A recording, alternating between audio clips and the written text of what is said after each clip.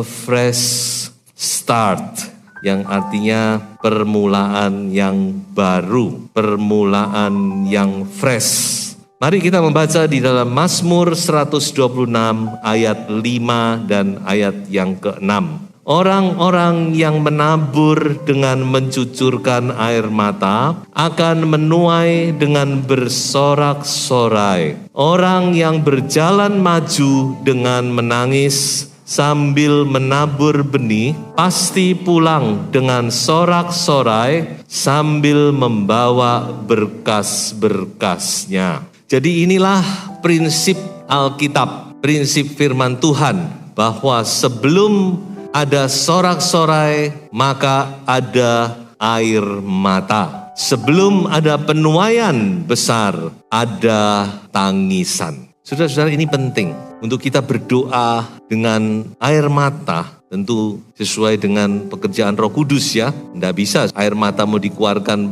pakai perasaannya sendiri ya. Saya yakin itu pekerjaan Roh Kudus. Mengapa kita harus berdoa? Mengapa kita perlu berdoa? Karena kita ingin menuai dengan bersorak-sorai. Amin, saudara. Karena kita ingin membawa berkas-berkas. Walaupun banyak ramalan-ramalan yang suram, tapi saya percaya ayat ini akan digenapi pada hidup orang yang percaya, yang berdoa. Amin, saudara.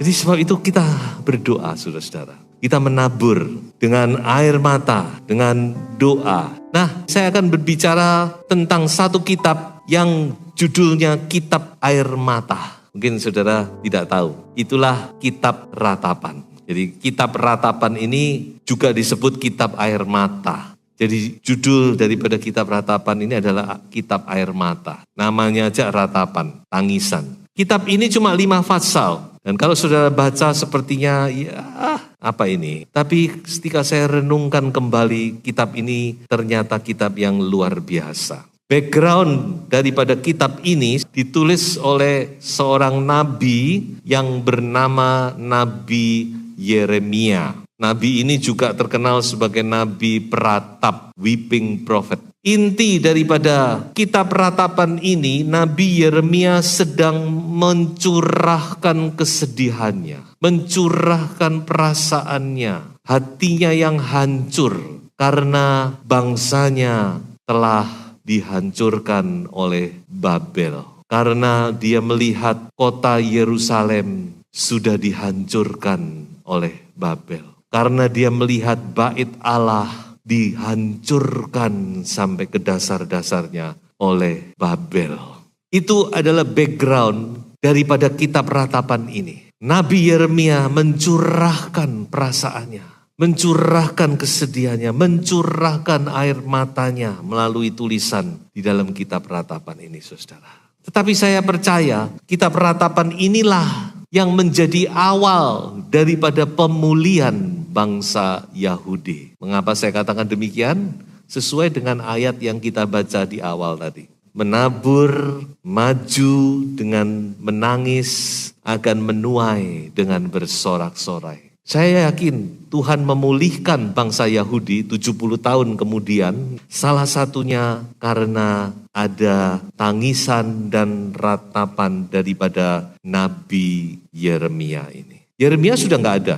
Yeremia secara manusia dia tidak melihat terjadinya pemulihan itu. Tetapi doa-doanya, air matanya itu yang membuat pemulihan itu terjadi. Nah, demikian juga dengan saudara dan saya. Jangan saudara pikir tangisan saudara, air mata saudara itu sia-sia. Mungkin kita tidak melihat apa yang akan Tuhan lakukan. Seperti Yeremia, dia tidak lihat. Tetapi sesuai dengan firman Tuhan, bahwa tangisan kita itu tidak pernah sia-sia. Nanti anak cucu kita yang akan menikmati. Makanya mari kita mau bersama-sama berdoa kepada Tuhan. Lebih jauh, ada beberapa pelajaran yang bisa kita tarik daripada kitab ini. Yang pertama, yaitu mengapa semua ini terjadi. Dalam konteks kota Yerusalem tadi, mengapa kok Tuhan izinkan kota ini dihancurkan, bangsa ini dihancurkan, begitu banyak penderitaan, aniaya yang terjadi,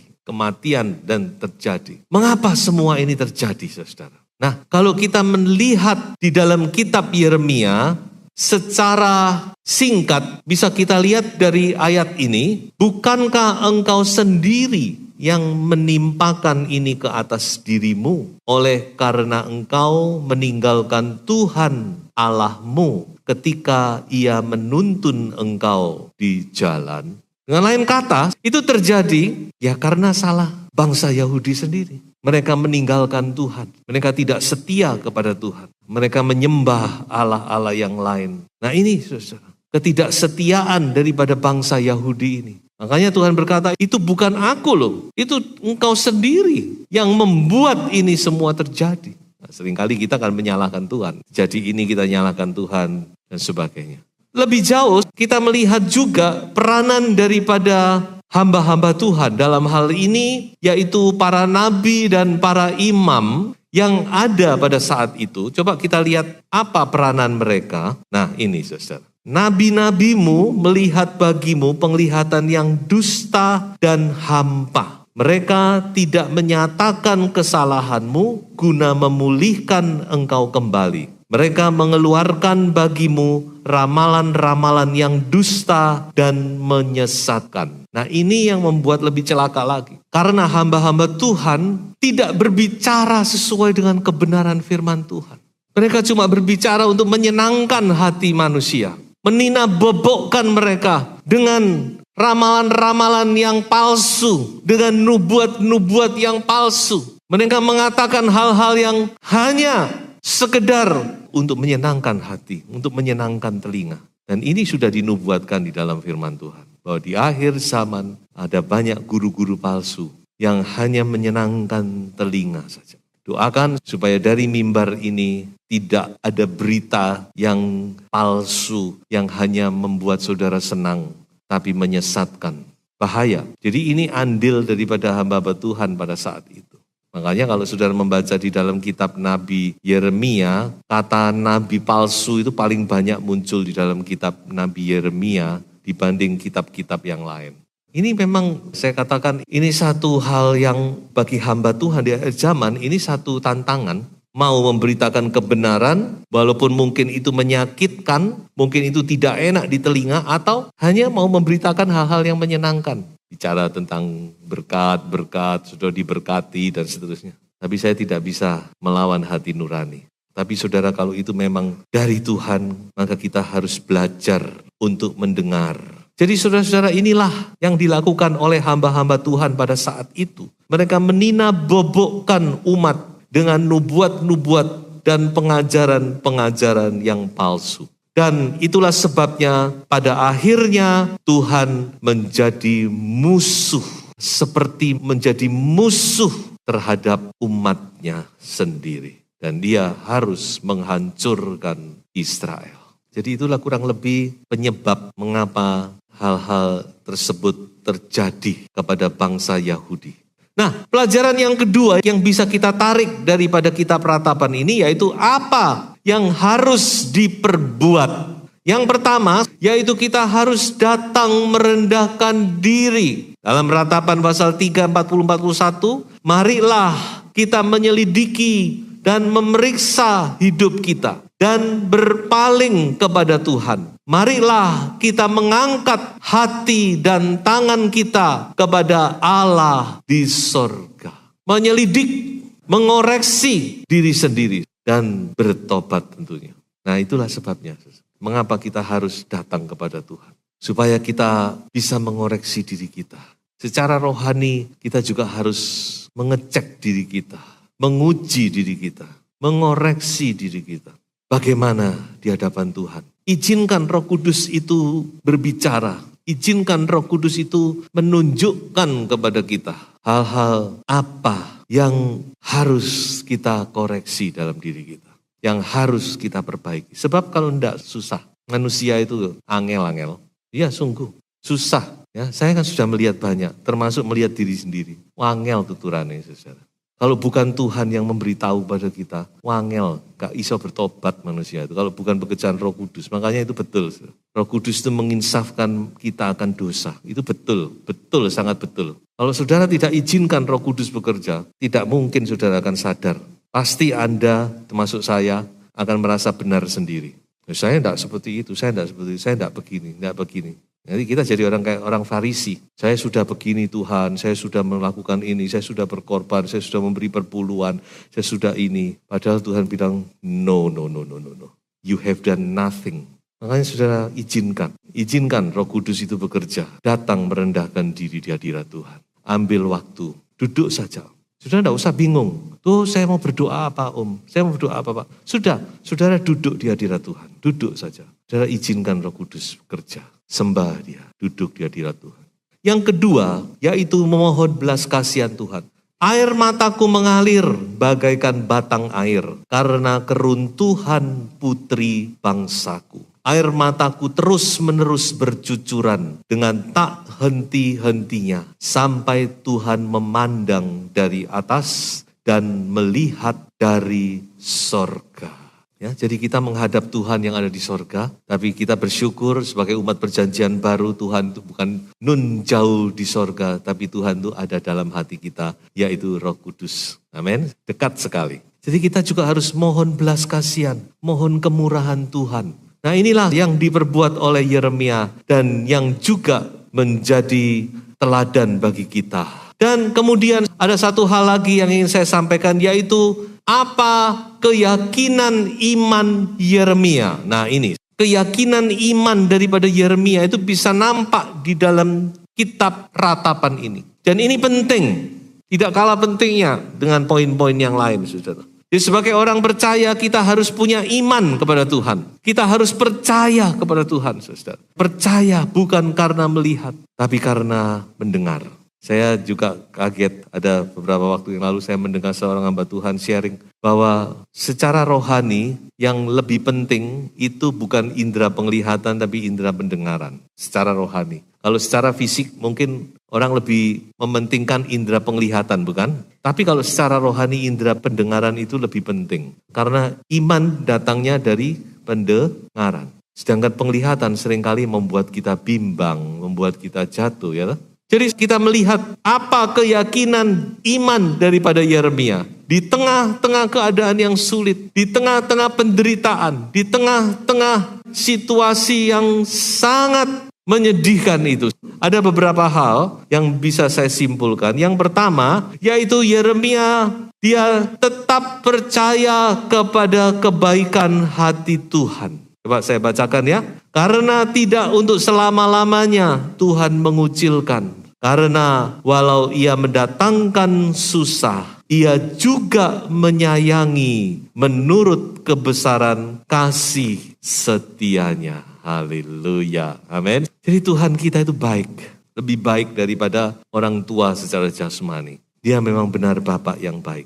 Inilah keyakinan kita. Keyakinan Yeremia juga menjadi keyakinan kita. Apapun juga yang sudah kita alami, kita boleh berkata bahwa Tuhan itu baik. Amin. Tuhan itu sangat baik. Bukan baik saja, tapi sangat-sangat baik. Haleluya.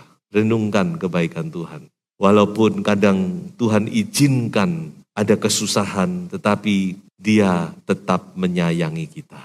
Amin. Yang kedua, nah ini ayat yang paling terkenal dari kitab ratapan. Mungkin saudara pernah membaca, pernah mendengar, dikotbahkan. Coba kita baca saja ratapan 3 ayat 21 sampai 23. Tetapi hal-hal inilah yang kuperhatikan. Oleh sebab itu aku akan berharap. Tak berkesudahan kasih setia Tuhan, tak habis-habisnya rahmatnya. Selalu baru tiap pagi, besar kesetiaanmu. Haleluya.